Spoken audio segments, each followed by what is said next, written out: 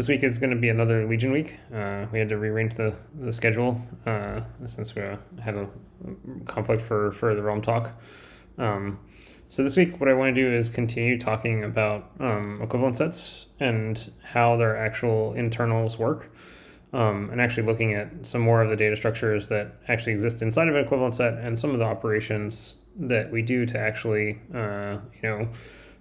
figure out, or how we use equivalent sets to figure out what copies we need to issue to update tasks, or to update instances that tasks and other operations might need to use.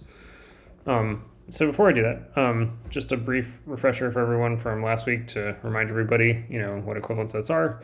Right, effectively, the equivalent sets are the data structures that store subsets of points for logical regions. Right, they effectively they store an index space expression, which are a set of points that they are representing. Those sets of points don't have to be contiguous, right? They can be effectively arbitrary sets. And the important thing is that for any given region tree, or for every field on every region tree, there's exactly one equivalent set that represents the metadata for the particular points in that field. Right, so effectively you can have any number of arbitrary regions that are overlapping, aliasing, and stuff like that, but there'll always just be one set of equivalent sets that are used to store the metadata for what is the most recently valid instance or instances for those sets of points, right? And so when you do an analysis, right, to say like bring region R2 up to date, right, effectively you're gonna go talk to the two equivalent sets that represent, the points in R2. All right. And similarly, like if you pick a different region, you're going to talk to the equivalent sets that represent all the points in those regions. Right. And they may even be partially overlapping. Like R4 might only talk to 0.6 in this equivalent set. And so you have to be able to handle cases like that. Right. And so one thing just to keep in mind, like just another way to visualize that is, let's say that we have a 1D, I forgot to put the labels on this. Let's add some labels here, right? If these are the fields of our logical region, right? And we also have our index space right over here, right? Representing, did not do that quite the way I wanted. Let's see, right? Maybe we have a 1D index space over here, right? And so these are our rows, right?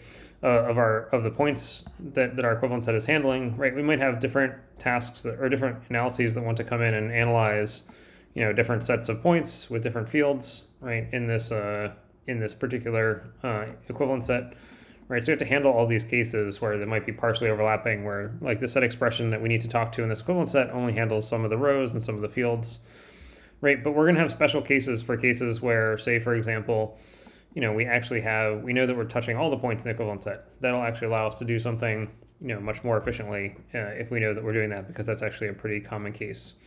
Or if we're handling like all of the points and all of the fields in the equivalent set, that might also tell us that we're doing something, that we can do some things that are much more efficient. So there's going to be lots of special cases in the code for this to actually handle those cases where, we know that we're handling all the points or all the fields or something like that. And we'll see that take place in some of this code. And actually, we'll be able to see that in some of the data structures that exist inside the equivalent set as well. Okay, so effectively, I think before we dive into looking at code, one other thing I want to sort of talk through is sort of the state machine for an equivalent set, right?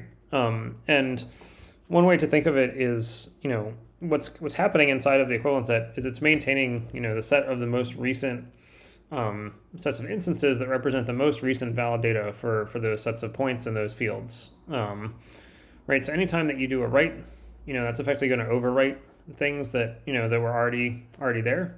But as soon as you start doing, the next thing that can happen is you might end up doing some reductions on top of that write.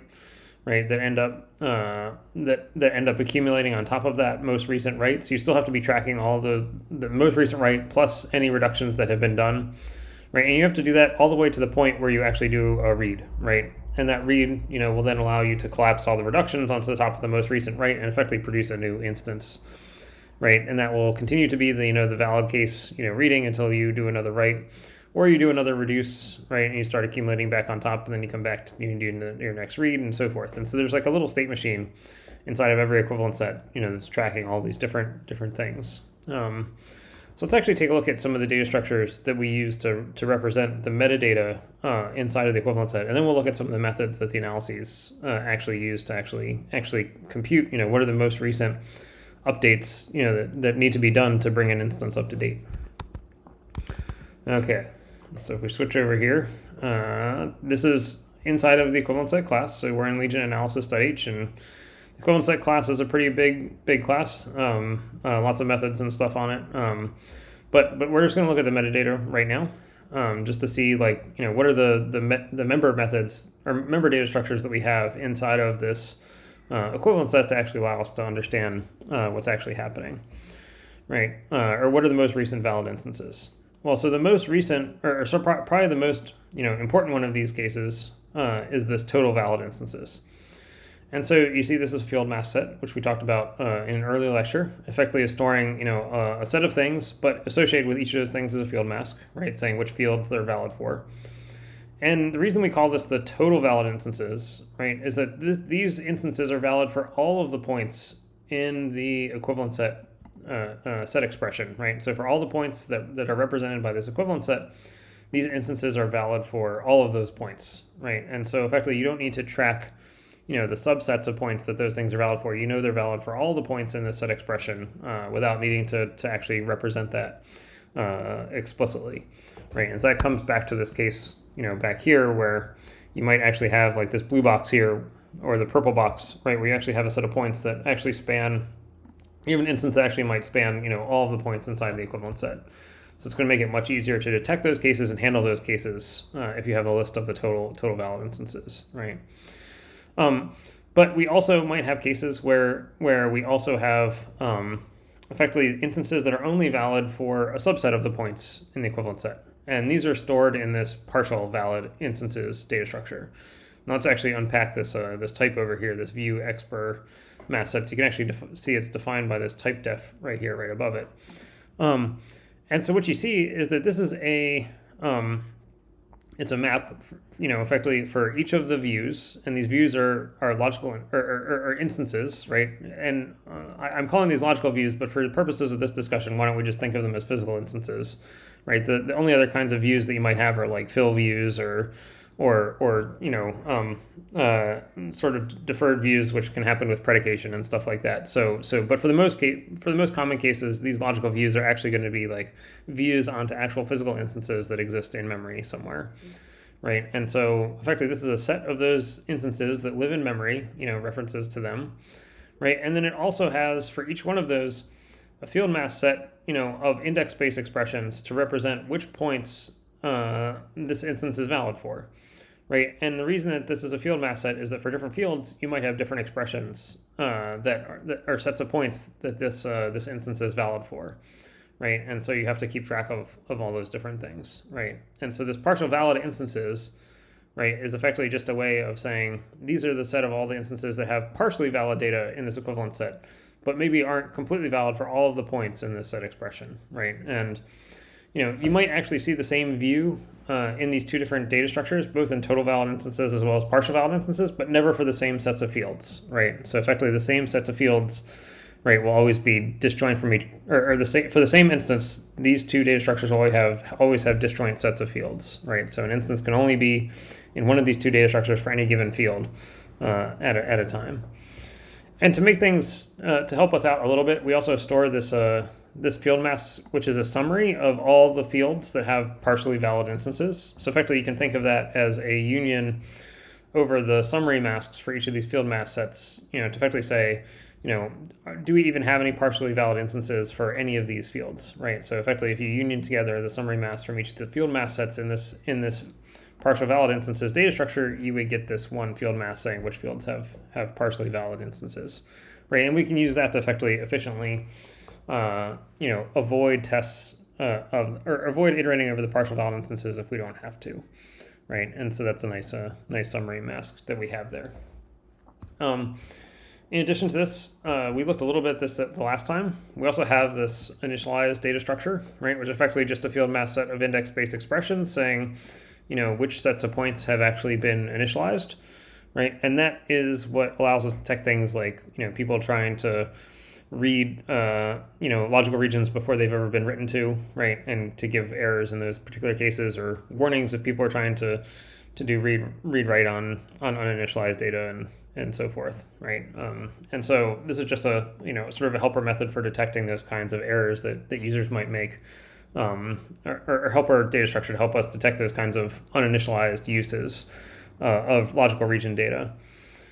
Right, and then we also have these reduction instances down here. Now these are a little bit tricky, and the reason for this is that it comes back to this the state machine back here. So one thing to think of is like, when you're actually looking at the state machine, right? It's possible that an application could do something like perform a write and then perform a reduction, with some reduction operator. We'll call it reduction operator A, right? And it does maybe a few different tasks that do reductions with reduction operator A, all of which we're going to lazily buffer up in reduction instances, right? And then they're going to switch to doing reductions with a different reduction operator, like reduction operator B, right? On top of those existing reductions that they've done from reduction operator A. And then eventually they start reading the logical region again, right? And so what we have to do is we actually have to collapse, we have to collapse all the reductions on top of the most recent write. But importantly, we have to collapse these reductions in order, right? So effectively, you have to apply the reductions from operator A first, and then apply the reductions from reduction operator B before, to get the right value. You can't just mix the reductions in any order that you want. You have to maintain the sequential semantics of the original code. So there has to be some ordering to the reduction operators that we do. And so there's a little optimization or sort of a very common case that we handle here when we store these reduction instances, right? And you'll see this in the nature of the type of this data structure, right? So effectively, one thing that we do here is the very first thing that we do is, you'll see that instead of trying to, sort of group by field masks, which we do in both of the, the total valid instances and the partial valid instances that we did up here, or the initialized data, we instead break first on the field index, right? Effectively the index and the bit mask, saying, what these instances are representing. And then we lose a little bit of efficiency here because effectively you could be collapsing over those things, and so you might be representing like the same list of views for each field ID in multiple different locations or multiple different entries in this map. But that's pretty uncommon because most people, when they're doing reductions to a single field. And so we take advantage of that here to actually store things in this way. So for every field, we have a list of effectively the reduction instances that need to be applied and the index-based expression for which they need to be applied as well, right? And so you for every field, you have this list of reductions in the order that they need to be applied in, right? And that ordering is actually quite important, right? Because it comes back to this this challenge here of like, if you have multiple different reduction operators, right, being applied, they need to be applied in order. So you have to maintain that ordering in this data structure here so that you can actually be able to, apply them in the right order when the time comes, right? And again, we keep a summary of, all the fields that have reductions in this reduction field mask. That's effectively just, iterate over this map and get the index out of here and set that bit in this field mask. And that allows us to test whether we have any reduction fields that have to be applied, right, in order to actually be able to actually or test to see whether any reductions need to be applied whenever we say go to do a read. Like if you're going to do a read, you're going to find the most recent write and then check if there are any reductions. And so that mask is going to come in handy to us when we actually go to do that. Let's see. Just briefly, I'm going to mention some of these other things, although we'll probably need to have another lecture later to talk about restricted coherence and stuff like that.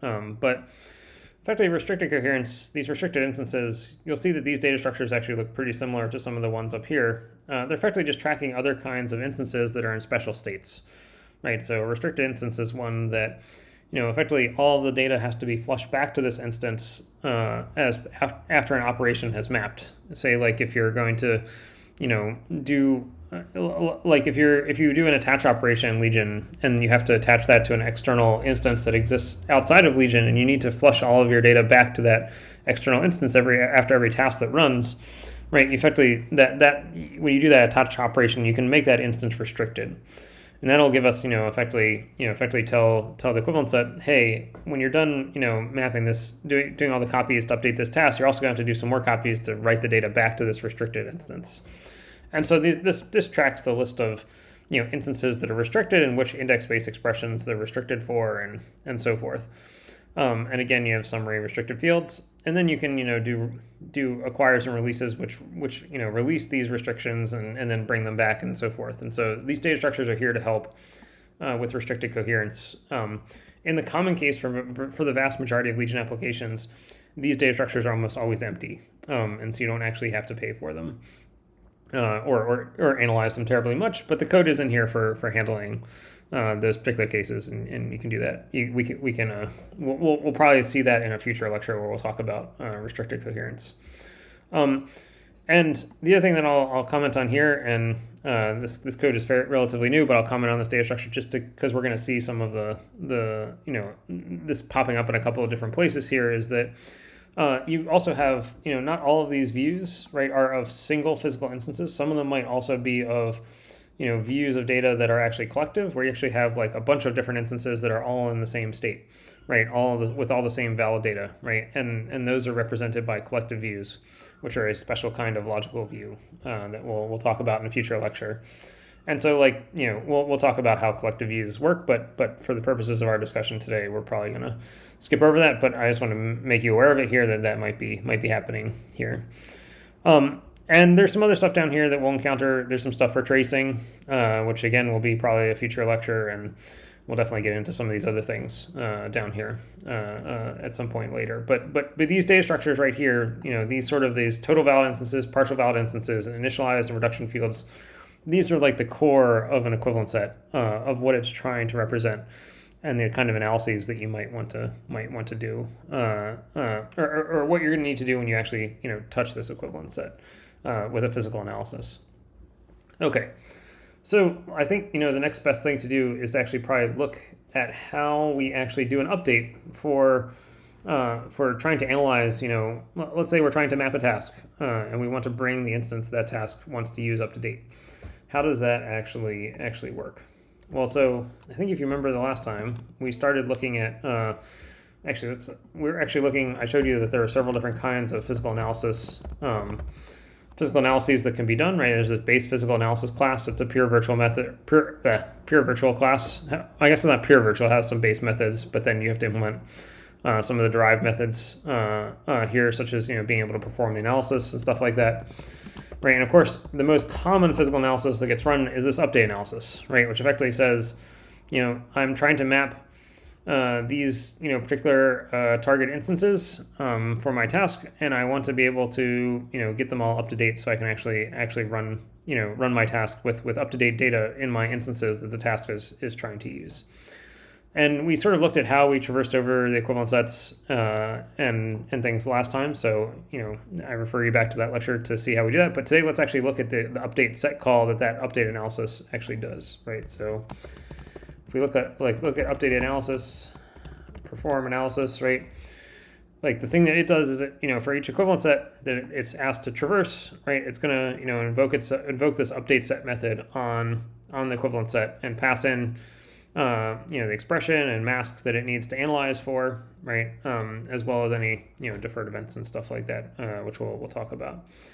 Importantly, you'll notice that there's this expr covers Boolean here, right? And what this expr covers Boolean is saying is whether this expression, covers the set expression for this equivalent set, right? And we do that test, right? This is going to be the special case where we're actually going to know that this expression actually covers all the points in the equivalent set, and therefore we don't have to we can actually do analyses much more symbolically without having to do a bunch of intersections and differences and stuff like that. And so we'll see that come up. But this expr covers, is effectively a special case where we know that this expression is actually going to cover all the points inside of this equivalent set, and that'll be very important.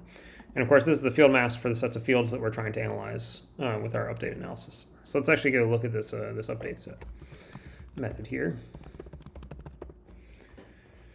Okay, so this update set method. We talked a little bit about this last time, but I'll mention this again because it's very important. right? So we're actually already holding a lock on the equivalent set by the time that we get here, right? And we saw this last time, equivalent set analyze method actually grabbed the lock on this equivalent set. So we've actually got that at this point. But we might actually need to take, additional lock on our analysis, right? Our analysis might be running in parallel on multiple different equivalent sets at the same time. So at the point that we get here, we actually want to lock our analysis, right? And so that's what's happening there. This is taking one of the locks on our physical analysis so that we can update the state inside of this physical analysis as needed. Right, and we started looking at this last time, so I'm going to sort of briefly mention this check, which we talked about the last time. But this is the check for uninitialized data, right? And effectively, it goes off and says, are we trying to do something like if we're doing a read, right? Are we reading an equivalent set that's never been written to before, right? And if so, that will, report that and so forth. I'm going to skip this part, this update. It's output aggregator that has to do with restricted coherence. So that doesn't technically really apply to the case that we're going to be talking about today. So the first thing that we're going to do is we're going to look at what is it that our task is, how is our task trying to use the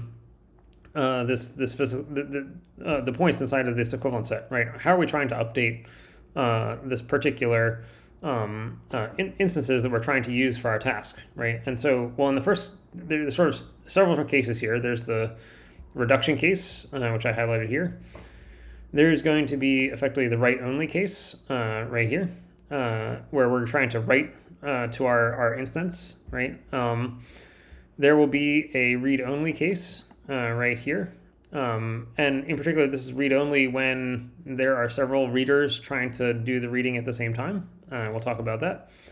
And let's see, did I skip the last one? No, it's a little farther down here. Right, and here's the read-write or the first read-only case, which is the else clause down here. So there's like 4 different cases here that you might be having, right? Effectively the reduction case, the write-only case, the read-write or read-only case, or the read-only with a bunch of readers happening at the same time. So let's take each of these in stride, and effectively I'm going to highlight, effectively what these things do at a high level, and then we'll probably try to break down some of the methods. And what you'll see is that there are a bunch of methods in here that we actually reuse in different places and in many different ways. So so the same methods will come up over and over again to help us implement this stuff. Okay, so first, the reduction case is actually fairly easy. So in this case, our task is trying to perform a reduction, and so we're reducing to a reduction instance, right? And so really what we need to do here is we don't actually need to issue any update copies to this instance, right? We're going to be performing reductions, so there's no way that the task is going to be able to read that reduction instance, right? But what we do need to do is check to see if that reduction instance has actually been initialized or not. Right, we need to see have we actually done the fill with the initial value into that reduction instance for this reduction, for this equivalent set already. And if not, we need to issue that fill, to bring that reduction instance up to date with the initial value, so that then the reductions can be applied on top of it, and actually have them make some sense. Right, and so there's a really simple test here for whether this expression is empty. There are some legacy cases where folks have asked me to implement and continue to support cases where, equivalent sets actually have, empty sets and things. And so you'll see some code like this around where their test for is empty, which is a little weird, but it has to happen to support those sort of legacy cases where people want to be able to still, have their mappers report names of instances for regions which are empty and things like that. So just be aware that you'll see stuff like that inside this code. And really, the main thing that this does is it calls this record reductions method, right? And what that's going to do is it's going to go through let's actually take a look at what this does. And we're actually going to be able to ignore pretty much everything else in this block, because all this has to do with restricted coherence, where you flush out, reductions at the end of the task. Right, and so this doesn't happen this if branch doesn't happen very often. The main thing that happens here is this record reductions class, or record reductions method. Let's actually go take a look at that. Okay, so in the case that we're going to be recording this reduction instance, right, effectively, where we pass in our analysis here, right, and what we're going to do is, we'll talk about what this copy fill aggregator thing here is in just a moment, but Effectively, what we're going to do is we're going to iterate over all of our views, that our task is trying to analyze, right? And so for each one of those, we have a set of instance views that we need to actually iterate over, right? And we look for effectively the set of fields that are actually being analyzed in this equivalent set, right? Now, one thing to keep aware of is like not all of your views, right, are going to be analyzed by this equivalent set. You actually need to check them against the mask that you're doing this analysis for, right? Because like some of these views might actually need to be analyzed in a different equivalent set. So you have to do this sort of test, to get your set of fields, that your instance is actually being analyzed for in this equivalent set, right? And of course, if it's none, you can just skip this view and keep going on to the next one, right? At this point, we actually know that this is a reduction view.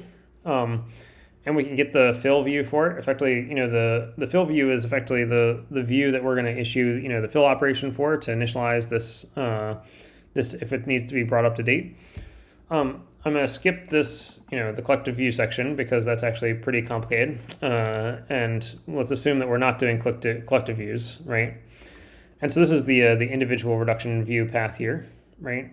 And so, effectively, what we can do here, right, is try to iterate through, and find out whether we need to issue a fill to this reduction instance or not, right? And you might not need to issue a fill because if somebody else is already using this reduction instance, they may already have done this fill, right, and been able to bring it up to date, right? And it's already been filled and somebody else is already reducing to it, and therefore we don't actually have to do anything. But we need to prove to ourselves that that's the case. And if that's not the case, we actually have to issue the fill to bring the reduction instance, into a state where some task can actually start using it and then record it, for the first time.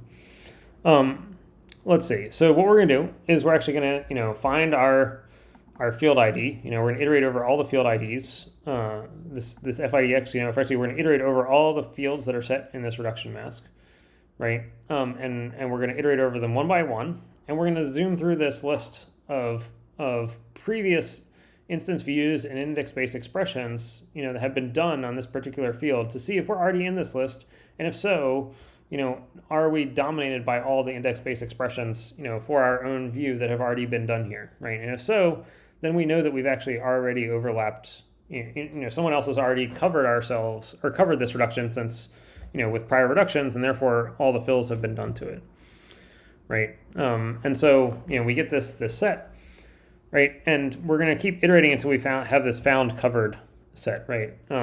And there's a very special case here, right, where you might already find that this reduction view is in the list of total valid instances, right? At which point, you effectively can conclude that, someone else has actually already reduced, to all of the points inside of a reduction instance beforehand, and therefore we don't have to issue this fill, right? So this found covered is like, there's an easy test out for that particular case, right? But this case actually happens pretty rarely.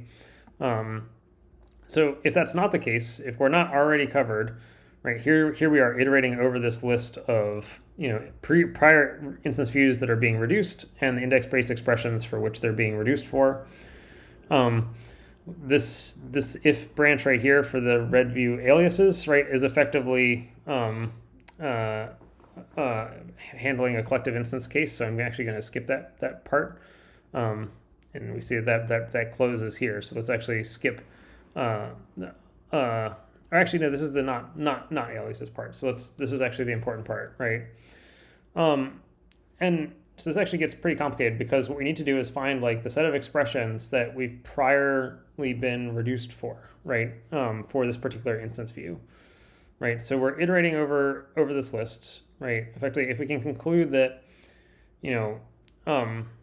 let's see, if we're not covered and our set is empty, then oh man, even I'm blanking on somehow this code works.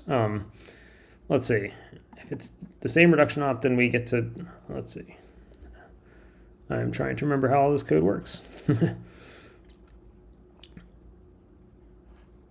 Okay.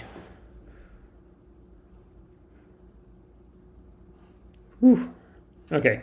I may need to come back to this to explain how it works. Let's see. I can tell you at a high level what's happening, which is effectively we're iterating over this list and subtracting out the sets that we already are covered by, and effectively we're effectively doing these intersection tests to find what we overlap with and find the ones that we already overlap with. But let's see, I will probably need to come back and explain to you how all this works on a future date, because it seems to be, oh, see, I'm looking at the wrong code. Okay, all right, I remember what is happening now. Okay, so this test is actually handling a very particular failure mode of Legion, which I have forgotten about. And you can actually see this is documented in this Legion issue 545 here. Effectively, there's a really challenging case where, what this code is actually doing here is detecting a special case of this particular failure mode where, some class might actually, or some program might actually try to perform a reduction of class of type A and then perform a reduction of type B and then again perform reductions of type A. And if you try to reuse the same reduction instance for both the first group of A reductions and the second group of A reductions, we actually don't handle that correctly right now. And so right now we'll actually report that as a failure mode so we don't get a silent failure, but this code is actually detecting that. And so that's actually not, this big block of code right here, in this if block right here, that's doing this iteration over the loops is actually doing the test to detect that particular failure mode. And so I'm going to skip that right now. And the code that I was actually trying to show you is this code down here, where effectively we're trying to find, whether there are any fill operations that we actually need to perform to see if they need to be brought up to date, right? And effectively, it comes from this found expressions, this found expressions data structure, which we also get as part of this loop, which you can see right here.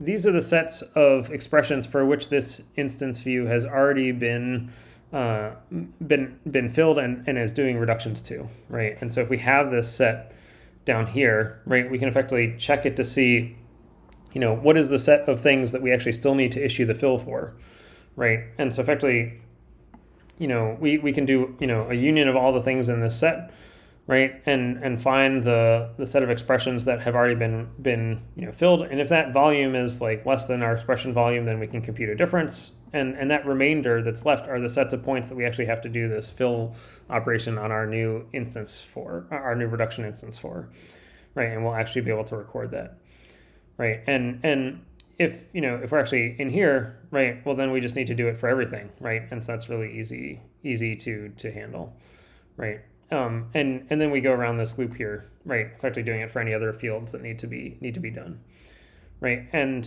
what happens here is we've populated this fill expressions here, right? Effectively, anytime that we need to record a fill for our instance, we add it into this fill expressions data structure here, right? Saying we need to perform a fill for it.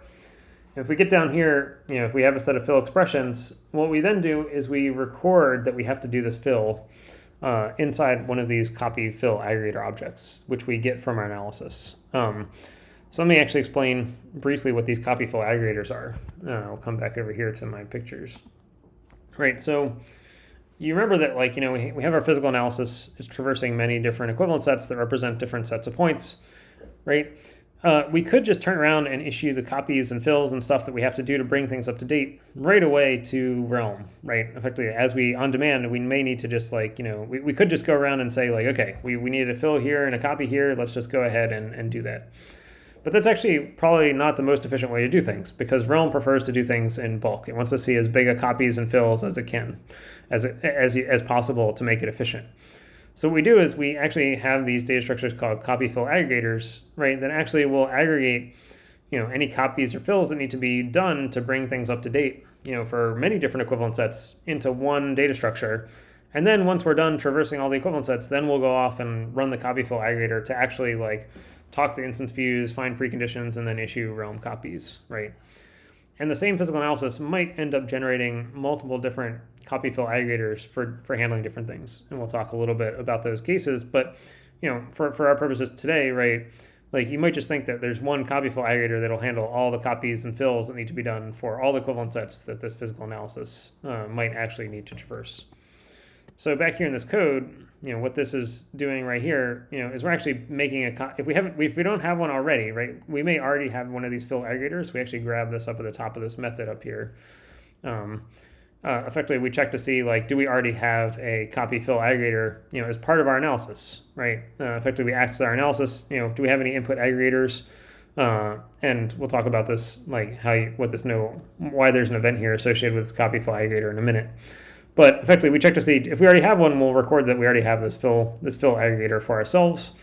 And if so, we'll reuse it. If not, we'll make a new one down here as needed to record ourselves, right? And then we record, in this copy fill aggregator, we tell it, hey, we need to perform these fills on this particular reduction view for, with this fill view. For this set expression and these, for this set expression for these fields and this set expression, there's no predication and so forth, right? And so this copy fill aggregator will not actually issue that fill right away. It just sort of aggregates together the sets of copies and fills that needs to be done, and then later it will go ahead and issue those to Realm once we're done, doing our traversal over all of the equivalent sets. Okay, and there's some special cases here that. We're probably not going to get into today with these guards and stuff like that. So let's pop the stack here. This is a very big, rabbit hole that we went down, to look at this record reductions method call. I went too far. We looked at record reductions. So let's jump back to update set and talk about some of the other cases in here. Right, so we did this as a reduced case, right? We went and looked at record reductions. I'm going to skip this if block with the restrict instances because that doesn't happen very often. Let's look at a slightly simpler case, right? This is the write-only case, right? So you'll notice in the write-only case, we actually don't check for uninitialized data, right? We can just effectively record that, this data has now been initialized. Anytime you do a write, effectively you're initializing the data, right? And so we can record that. Right. One thing that you can do here is effectively if you're doing a write, the first thing you have to do is filter out any reduction instances that may have been done previously, right? Because you're effectively overwriting them, right? If you come back to this picture down here, right? Effectively, if you've done, some reductions and then you do another write, that just invalidates those reductions, and now this write becomes the most recent, copy of the data, right? So effectively, this filter reduction instances method will go through this list. We can actually go take a brief look at this. Right, so you can see it's going to iterate over the set. Effectively, we're going to iterate over all the fields in the filter mask. Right, so we're going to iterate over all those things. For each of these entries in the reduction instances for this particular field. Right, if there aren't entries, right, well then we can iterate through them and try and filter them out. Right, here's the special case for that, expression covers case, right? If you know that, your expression that you're doing analysis for covers, then you don't actually have to analyze these index-based expressions. You know that your expression is actually going to dominate this. So you can filter them all out much, much more efficiently, right, without actually having to test them, right? So you can just iterate through here and remove all the things that you're actually dominating. Right, but if in the else case where your expert covers is not true, right, then there's a much more complicated version, and you might have to compute some differences, as you filter things out to actually remove them. Right, there's gonna be things like this, subtract index basis call, which actually do some index space arithmetic to actually subtract out your expression from the expression that the prior reductions were doing, right, so you actually get the right answer. So that's a pretty simple method, right, to effectively filter out the reductions. We can jump back to update set. Okay, right, so you filter out your reduction sets, right, and then for each of your views, you're going to go through and record them, right? So you're going to iterate over all of your target views. You can iterate over, all the fields that they're valid for. Again, you do your intersection test on your fields to make sure you're recording the right thing. This will give you your set of new instances and the fields that they need to be recorded for, right? And then you can actually record this, right? Actually, I should say before you record them, the first thing you do is we filter the reduction instances up here. You also have to filter, all the prior valid instances, right? Anything that's in the total valid instances or in the partial valid instances also need to be filtered, right? And actually, you see, this is this non-restricted case with these restricted fields. This is very much the common case right here, this block of code. We're going to skip this the restricted cases here. So effectively, when you go to record your new instances, the first thing you do is you filter out all the old instances because you're overwriting them, right? Effectively, they're no longer containing valid data for this equivalent set. And then you're going to record your own self, right? So, if we go look at these two methods, filter valid instances. We'll actually skip this the collective stuff here because it's not particularly interesting. But again, you're going to see this like two-phase kind of implementation here, right? We have the X per covers case, which is very simple, right? Effectively, we can just filter everything in the case where we know that our expression is actually going to dominate the entire equivalent set, or all the points in the equivalent set, right? So then we can just go through and we, eliminate all the overlapping things in the total valid instances, right? And then we can also do this test, effectively see if our field mask overlaps with anything in the partial valid instances. If so, then we can go through and clear out all the things in the partial valid instances, right, that also overlap, right, and handle all those different cases. But then down here, we also have the else expression, right, which is where the expression does not cover, right? And so now we have a much more complicated thing to do, right? And we actually filter the partial valid instances first. And again, you're going to find things like the subtraction here that actually are like doing things like, testing to see whether any of our instances, are partially dominated, and if so, removing them, and if it's empty, then we can completely filter it. Otherwise, we have to store the new difference in there, right, and record that as well, right? So there's lots of things like that. And then similarly, down here at the bottom, I think we also have to do the same thing with the total valid instances. Let's see, where did it go? Yeah, we're still in here. Okay, yeah, here's the total valid instances case, right? So effectively, if now we can filter, the total valid instances back to the partial valid instances, right? And that's the reason we did the partial valid instances first, is that like when you start doing these partial invalidations, you might end up writing things back into the partial valid instances, and you don't want to double filter them, right? So you always do the partial ones first in the partial case, right? And then you do the total valid instances, right? And effectively that filters all these things back. And of course you might need to rebuild sets and stuff and recompute, these partial valid fields and things like that. And keeping all these invariants straight is a little tricky. But effectively it shows all the different things that, effectively we're just keeping all the different data structures straight as part of this invalidation. And I encourage you, not to try to do all this, rewrite this code yourself. Just call this filter invalid instances method, filter valid instances. It gets called a lot in different places, and so you'll see that pop up a lot. And then, the other cool thing that you can do, or the second part of this update set method for the write-only case, just to remind you, we're in this write-only case, right after we filtered all the current valid instances, now we're going to record our new instances as, new valid instances associated with, the most recent state of this equivalent set. So if we go look at record instances, right, again, the two-phase stuff, with the expression covering case and the non-expression covering case, we're going to go through and actually add in our new target instances, our new instances that we're trying to add here. Into our total and partial valid instances. And I'll just mention this as templated because there are some cases where this field mask set is for a set of logical views, and there are some cases where it's for a set of instance views, but the logic is the same. So this template is a very localized template, which is why it's in the CC file, and it gets instantiated explicitly here in this file. So you can kind of ignore that part.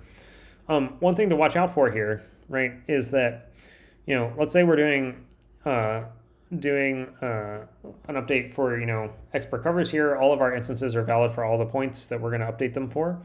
One thing you do need to go through and actually go through and filter out, any references to these same instances in the partial valid instances, right? Because now they're going to be totally valid, right? So we're adding them into the total valid instances, right? But effectively, we can't have them existing in two places for the same field, right? So effectively, you want to remove them from the partially valid instances because they're now going to be totally valid, right? So you'll also get like some some logic here to check for those, for filtering out those partially valid instances. If they're no longer going to be partially valid, they're now going to be totally valid, right? And that can make things a little interesting.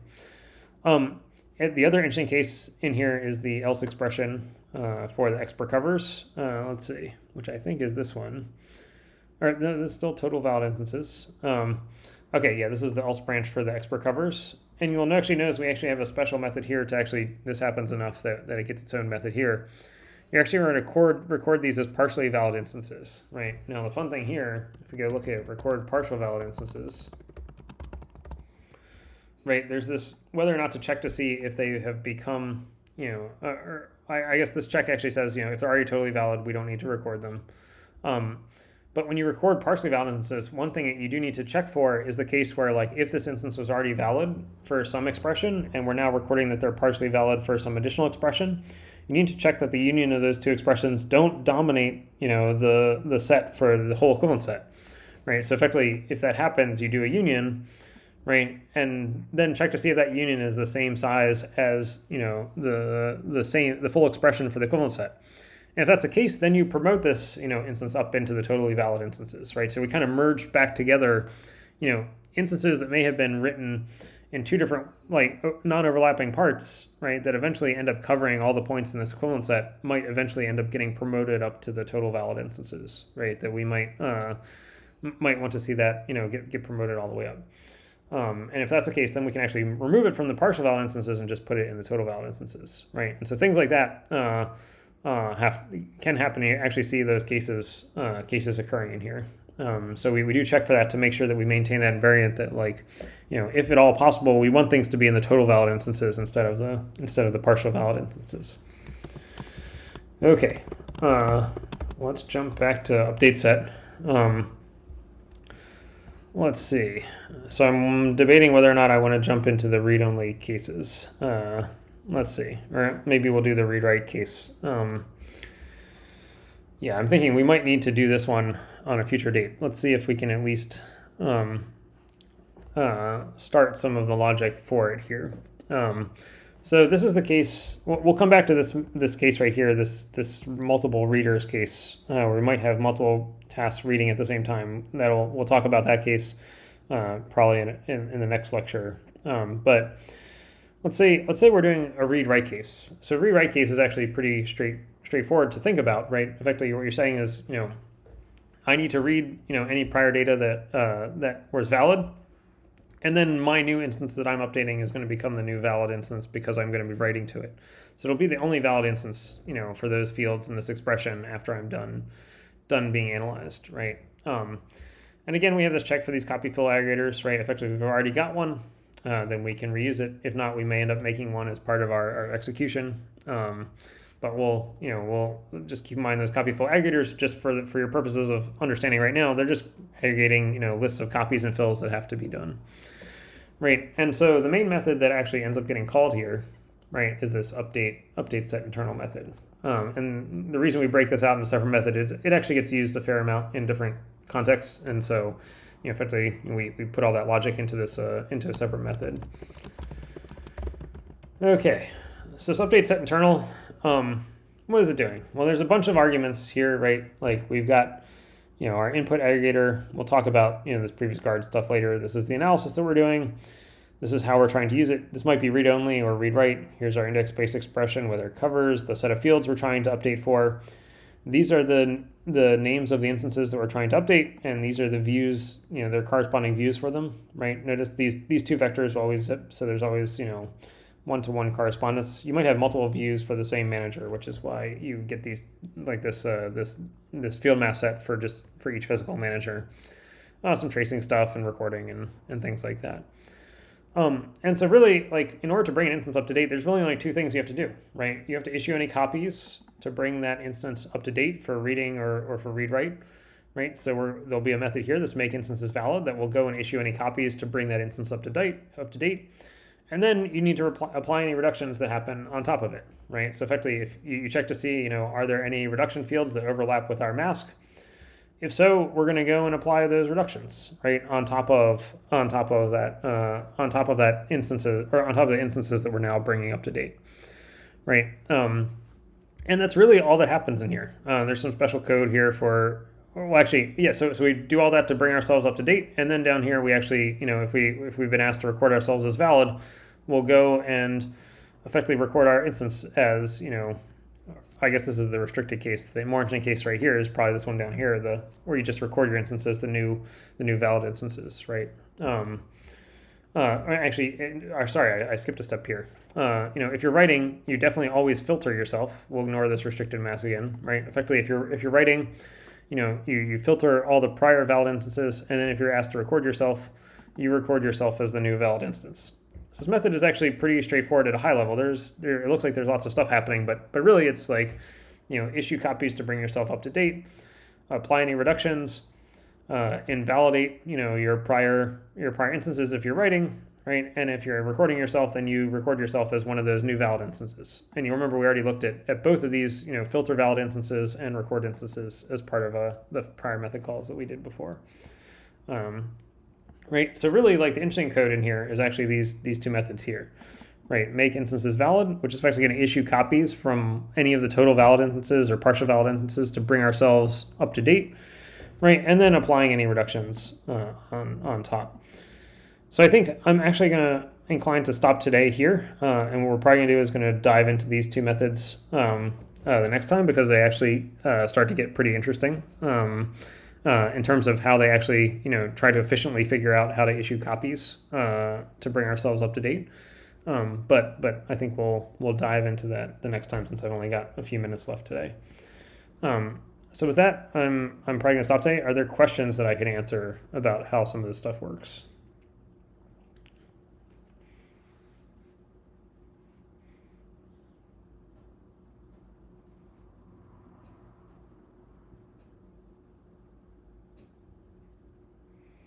No questions.